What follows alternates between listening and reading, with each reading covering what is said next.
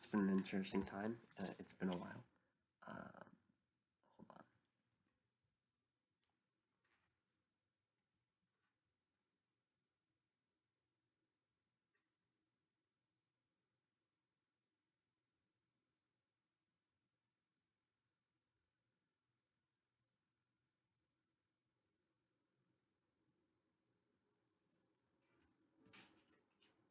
Hold on. In the back. So that's just my soundtrack playing in the background. I don't know how much you'll be able to hear me. We can adjust the lighting a little bit if we want. How does that feel? It's nice and dark. I enjoyed that a little bit more personally. I kind of ruined the look I was going for by taking so long to get the hood up. It's October again. It's October 30th. Tomorrow's Halloween. I've done 2 costumes so far this year. So first, well, it really depends on how you want to slice it, I guess. So my first costume was when I went to my brother's Halloween party, and I was initially I showed up with a little egg and my Mizzou tiger hat on. And when people asked me what I was, I said I was a tiger mom. And then Sophie went and got me a little backpack, and I put the baby in the front, and then kept saying I was tiger mom. But then a little bit later, I timed it right after one of my brother's friends, who had been going as a chef all night, revealed, took off his toque, his chef out, and there is a raccoon, but a rat stuffed animal there, and he was actually the chef from Ratatouille the entire time. And so I was like, well, there's also more to my costume than meets the eye, because then, and I went down low, kind of athletic stance, and said, because here, you got the tiger, and I'm crouching, and I took my egg stuffed animal and poked up the little dragon inside it, and said, there's the hidden dragon. So I did that reveal a handful of different times. It was mostly well received. A few people thought it was kind of weird, but it was enjoyable. It was a good time. Um, the party overall was a pretty amazing thing, and it really, I think it highlights a pretty significant part of the differences between my brother's college experiences and my experience of my college experience. I don't have that younger brother who I can take these sorts of events, or even anyone to really fill that role in my life. It's always hard to see how different is the life versus do I just perceive their life differently than I perceive my own? And the answer is, of course, always. It's the classic line of don't worry about other people, think about you. They're worrying about themselves and what you think about them just as much as you are right now. We're all somewhat self-centered, and anyone who's really deeply criticizing you, in some way that's a fault of their own, because why? Why are they spending their time on that? It's like you have to decide a moral system that you believe is good for you. So personally, I've always appreciated Bentham's utilitarianism and as well as Kant's ideas, because they strove for a mathematical formulation, both of them separately. And then sometimes I read a great article about the Avengers movie, but how utilitarianism and Kant's ideologies are actually in conflict at times, because Kant's writings and ideologies stress a certain belief of reciprocity, and that a norm should be, you should take an action if, when that action were to be the norm, it would be net beneficial, and you should only do things to others that you would have done onto you. Whereas utilitarianism, uh, it takes a more purely practical look. It says your goal is to do the most good for the most people, and good is defined broadly. It's happiness, pleasure, but typically not in this hedonistic sense. That's not the type of commodity they have in mind when they picture utility and joy and goodness. But in the most people, obviously there's a lot of exclusion in who we define and who we give access to the benefits of public welfare. But the main point being that there are sacrifices one would make under utilitarianism standpoint that simply do not get made under a Kantian standpoint. But what appeals to me about both is the formulation, and that's the same thing that appealed to me about sort of this neo-positivist ideology of wanting verification. But of course, uh, we didn't get to my inherent skepticism that of fallibilism, that you can't prove your proof indefinitely, right? You always hit a point where you still have a question, or where you go back to a circular argument you made earlier, and that's just what you have to accept. And so, at the end of the day, the goal of society is to create this shared story. And the story should be reflective of as many views as possible. It should be as consistent with everyone's external observations as possible. But in the end, all reality is created through observation and communication. And that's just how it is. And I've talked a lot about how much I appreciate journalism and how much I appreciate scientists and anyone who communicates and puts those things out there publicly, which is why I think, for instance, Sophie's degree and like passion and interest speak so strongly to me.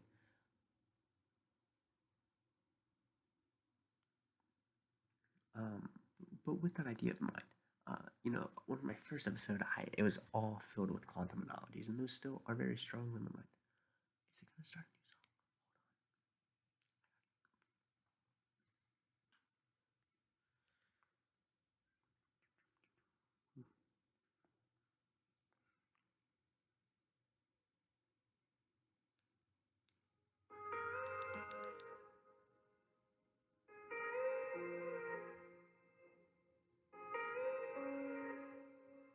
So this is a new Ed Sheeran song, which I'm a big fan of the artist. So we'll see how this goes. But no, like so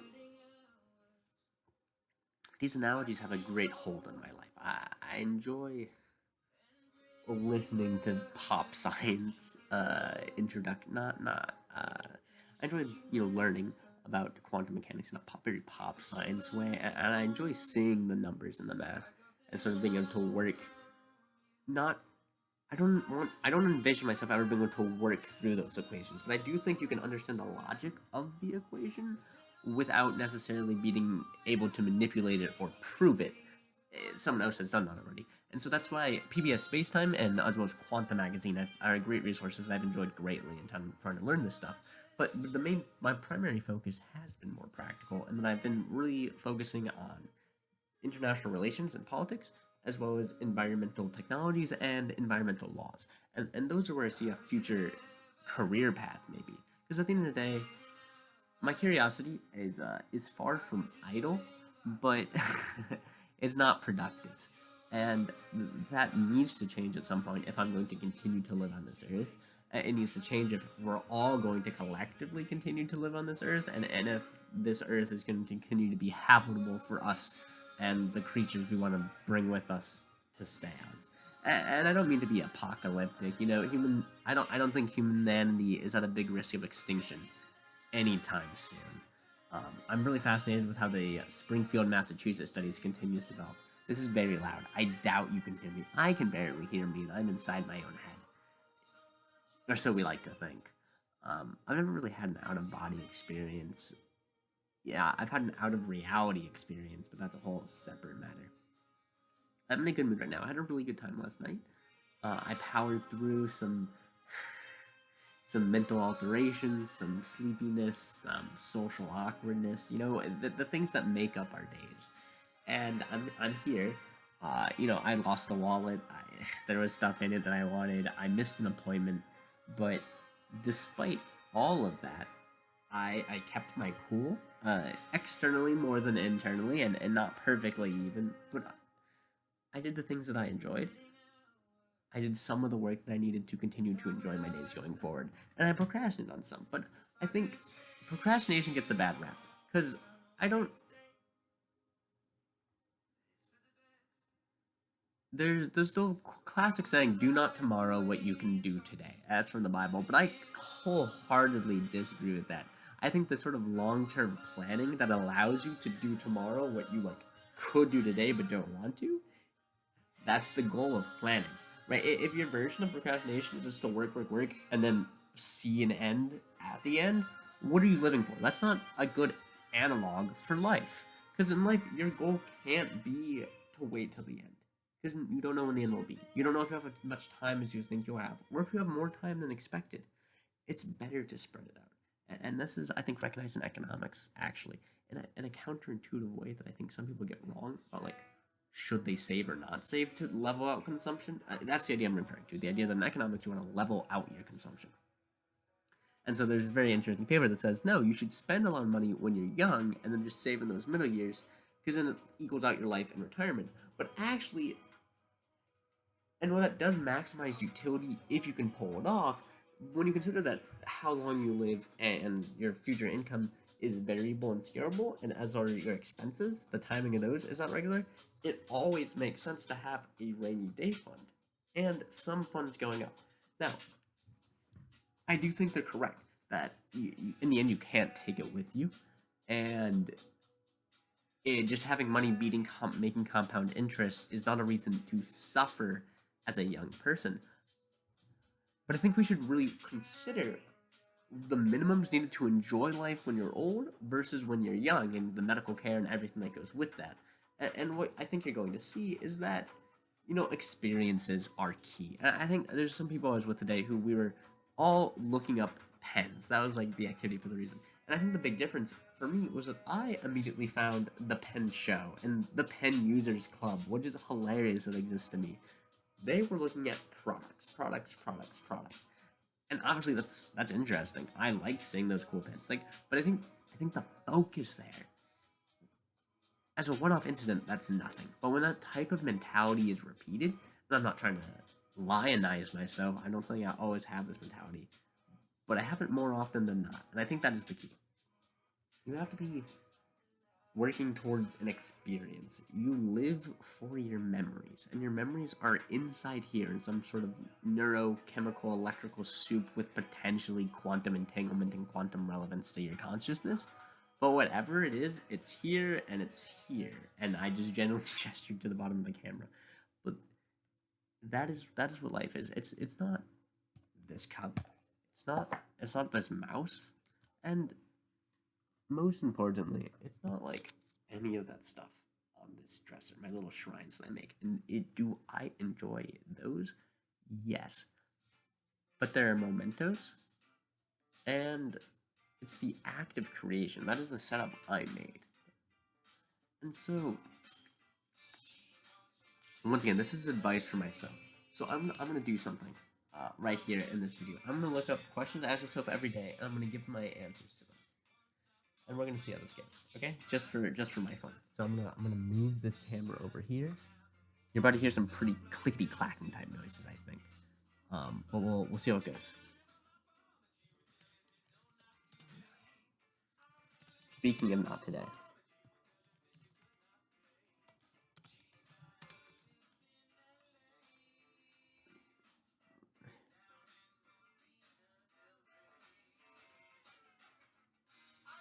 Okay, we got lifehack.org, 30 thought-provoking questions to ask yourself every day. Who am I really? My name is Donovan James Moore. I'm a St. Louis-born Jew. I currently attend the University of Missouri, majoring in environmental engineering. Some of my major interests include environmental law, as well as video games and quantum physics. What worries me most about the future?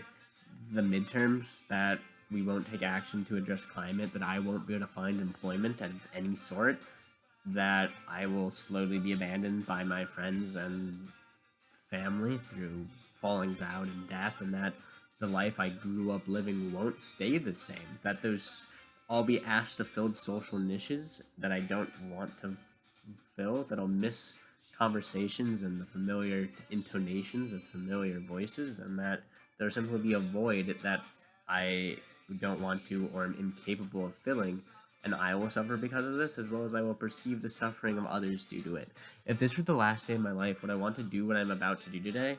Record my thoughts for memory and then sit down and die out to a football game while music plays? Like, sure, why not? What else can I do? All my money goes to good causes, I think. Oh boy, what would happen to my stuff, though? That's the question. It's up to my brothers. I hope some of it finds a good use, some of it for them, some of it is rehomed, more availability, more charitably. But yeah, what am I really scared of? Spiders. Stubbing my toe. People not laughing at my jokes. But in one person not laughing at my joke, or even two, that's not an issue. It's when I make a joke to a room of 13 people and no one laughs, and then I just can hear them all silently thinking the same thought about me. Am I holding on to something I need to let go of? I mean, probably that Bud Light Lime can, but that's gone now. And sure, like, there's a lot of stuff in here I could throw away. If you mean more emotionally, I don't know. I don't know. I feel like my childhood is like an argument you could make. My desire for innocence, but like I don't know. I don't think that's necessarily a bad thing. I want to be a child at heart for all my life. I think that's a moniker that deserves to be given. That is worthy of earning. It's worth putting a mindset that's certain. It's worth sacrificing. I don't know. It's just a good mindset to be in. I think personally. If not now, then when? Tomorrow. I like sure. What matters most in my life? Girlfriend, friends, family, meeting obligations, doing what I say I will do to others, and and finding a way to enjoy my day and to sigh contentedly at the end of each one, or to smile reluctantly and make a plan to do better the next if I can't do the first. What am I doing about the things that matter most in my life? I'm making plans on who to email, on what to send to people, on who to call. I'm throwing suggestions out there. I'm trying to make sure they happen. I'm trying to sleep on time. I'm trying to constantly be available technologically, but to take time away from my phone when I feel I need it. I'm doing the best I can. I'm writing down songs. I'm writing down notes. I'm composing my memoirs for when the great people need to learn from my sage advice that one day I'll have, even if though like Sean, I think I would struggle to provide it if called upon unannounced. Have I done anything lately worth remembering? Who cares about remembering? And who do I want to remember me? Do my friends remember things I've said to them the last couple of days? For sure. Have I done things that I enjoy? Yeah, I enjoyed my costume. I enjoyed Bill and Ted. I enjoyed bringing Boom Cup here and getting that played. I enjoyed learning speedball, and I thought I did. I don't know. We've all done good things. I've thrown a good suggestion for Hillel, and I'm going to make it happen. I scared people. I lost my wallet. That's worth remembering. Remembering to not lose your wallet in the future is more the point. And that's promising, if not quite as promised. Was it always a good line? Have I made someone smile today? I think I said something to Kevin that he found funny, as well as to Caleb. We had a good time. I did a nice thing for Sophie. I'll have to comment. Hopefully that made her smile. It made me smile. Hopefully her homework's doing okay. I'll text her after this. What have I given up on? I've kind of resigned myself to not living in St. Louis and trying to find workarounds where I can still be a part of the St. Louis community and contribute to it and help preserve or revitalize it without living there. But I've definitely given up on that. I've given up on certain schedules I've set on a day-to-day basis. I've resigned myself to not doing certain science things that I was interested in because it doesn't seem practical to my life anymore. So I've really de-escalated the engineer side of me because I'm not going on another squid trip. I didn't go on that research excursion on the Mississippi River. And what I have to do is make that worth it. Like Breon said in Young Justice Season 4, Episode 23. That's why I have to do something good. When did I last push the boundaries of my comfort zone? Talking to Kevin's friend at that party. Going on with my way to talk to new people as a mayor. Similar sorts of vibes and stuff. Scaring people at the haunted house and just walking in there before I was supposed to. With an axe in my hand and just kind of blatantly tapping people. I don't know. If I had to instill one piece of advice in a newborn baby's mind, what advice would I give? Find a way to laugh. Find a way to laugh. And find a way to give back to others when you feel like you can't give to yourself. I guess that was 2 pieces of advice, but who knows? Do unto others. Maybe I'll just stick with the golden rule, but I feel like they'll get that from somewhere. I'd formulate more how Kant formulated it, because I think that's more all-encompassing. And it's just better. I like the lines a lot. Translated, of course. How would you say it in German? I'll get back to you on that. Tu Dinge nur wenn es gut werden, wenn jeder Mensch das Gleiche tut. So ungefähr. Similar line. What small act of kindness was I once shown that I will never forget? The person in Minneapolis offering me their wings. How shall I live knowing I will die? Knowing that other people will die too. Knowing that I want to ease all of our journeys along the way and prolong them in a comforting way, in a way that allows other people to live too. Before they, of course, must also die. Sustainably, I guess, is the answer. What do I need to change about myself? I need to be more confident and more considerate. Sure, we'll say that. Is it more important to love or be loved? To love. If you love something, it doesn't have to love you back. You just have to dedicate yourself to it in a way that is not creepy or clingy, but productive. and beneficial for everyone involved. How many friends would I trust with my life? All of them. I mean, sort of.